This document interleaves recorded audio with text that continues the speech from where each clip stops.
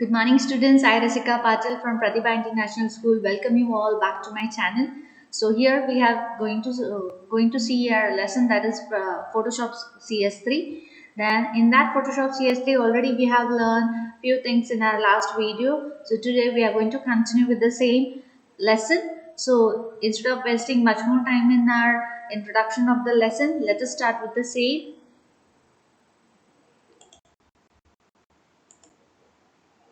So let me open a new file, and that new file let me give as an title, and in this untitled file let me open an image into my screen. So this is my image which I have opened. Now what I want to do is I want to use the magic tool.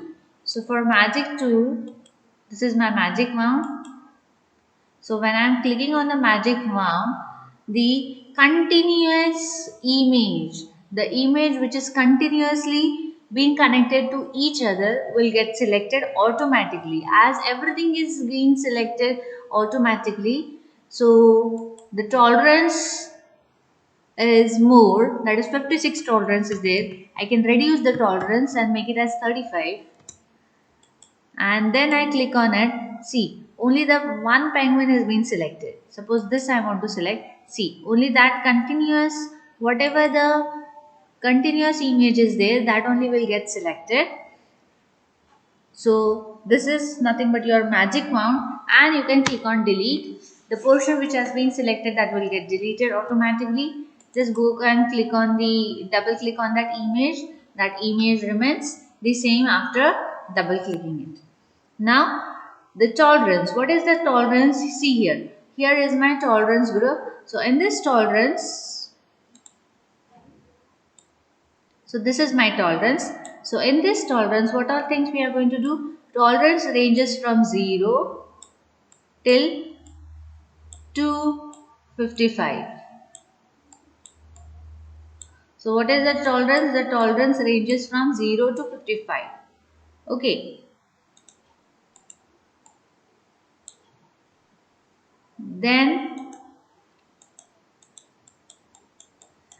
next is anti-alias. So what is this anti-alias? Where is this anti-alias? So this is nothing but the anti-alias.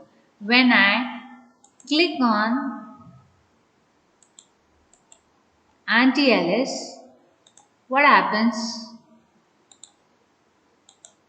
So this is my anti-alias. Click on delete. So what is happening? Whatever was being selected will get deleted and produces a smooth edges bar, partial filling the edges edged pixel. So whatever the edge were smooth, that all will get partially filled, and the edged pixels, they are getting filled with the pixels when we are clicking it. But when we are deselecting it, what will happen? The continuation will get removed. So that is nothing but the anti-alias. Then contiguous. Contiguous limits the selection of adjacent pixels only. Adjacent pixels, suppose I am deselecting it and I am selecting this. So whatever it is there, non-contiguous means whatever is non-continuous also will get selected. Means a small particle will also not be moved out of it. Means everything will get selected. I'll just select it again.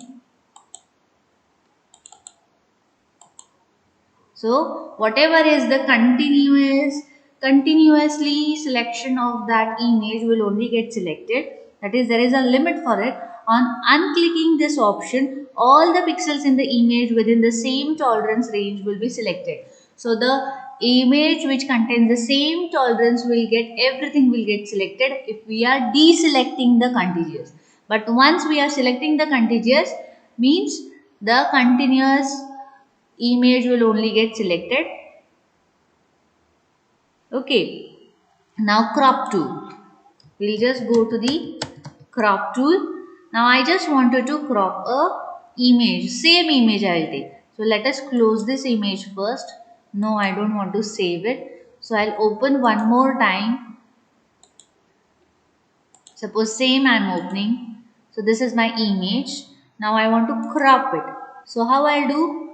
For cropping, first I want to select the,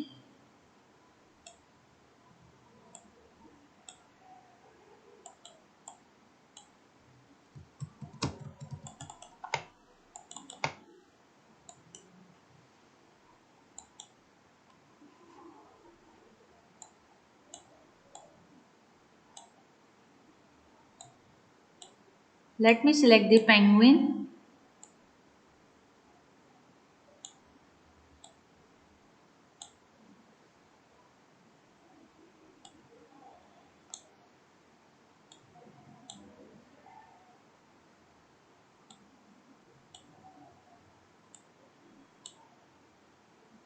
So this is only I want to select. So once I double click on it, see only that penguin is getting cropped.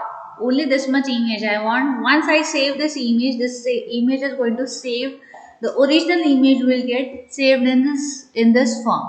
So I won't change my original image. I'll just crop this and I can say as save as. Click on the option save as. When I click on the option save as, I'll say penguin 1 and I'll say save. I'm selecting OK. Now let us go to my pictures. In pictures, see here. If you are saying save as, my picture is the new picture will appear. But if you are saying it as just save, then the original picture will, you are going to damage your original picture. So which I don't want to damage it. Okay, now this was all about our crop tool. Now let us go for the new tool, that is move tool. So whenever you are going to select a move tool, first you have to use the selection tool, and with the help of a selection tool, first of all you have to select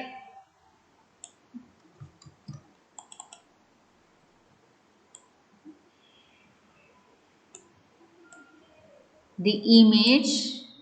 So once you have selected the image, then go to the move tool, select the move tool. Then with the help of your mouse, you can move your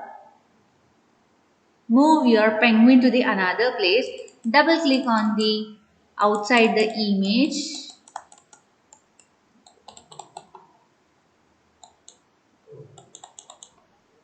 Double click on the image. You can see that penguin which I have made, which has moved to the other place.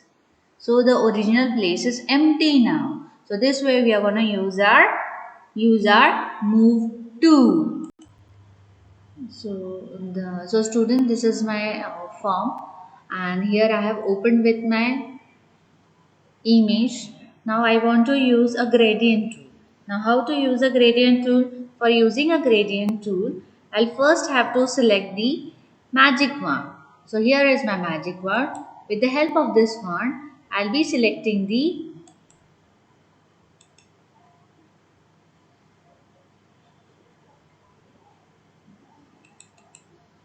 so with the help of a magic wand, so here is my magic wand. I have selected the magic wand. I will select the area which I don't, suppose I don't want to select, I want to select it here.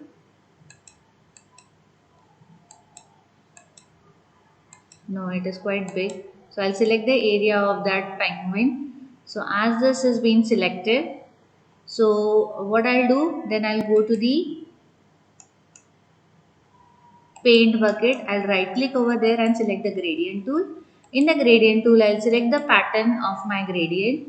If I double click on that gradient, the gradient editor comes, and in this gradient editor, I can choose the color whichever I need. Suppose I want to increase the orange color. If I want to add one more color, suppose I want to add a color, so use the color. Double click on that color. Use any color whichever you love it. So suppose this is my color which I want to, and I select OK. So that color will get added. You can increase the color pattern of it. Suppose you want to reduce orange color, you want to increase yellow color, then that way you can use it. Even you can even reduce the orange color. So this way I have add on my color selection I have done. Just go and set OK. As you set OK, just go and click on the place where you have selected the area of the magic wand. So as you do it, just double click outside your or select any of your tool. Now I'll tell you about the next point of it is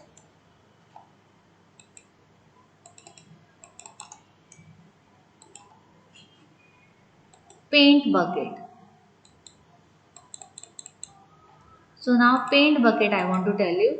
Go and click on the gradient tool, right click on it and say the paint bucket tool.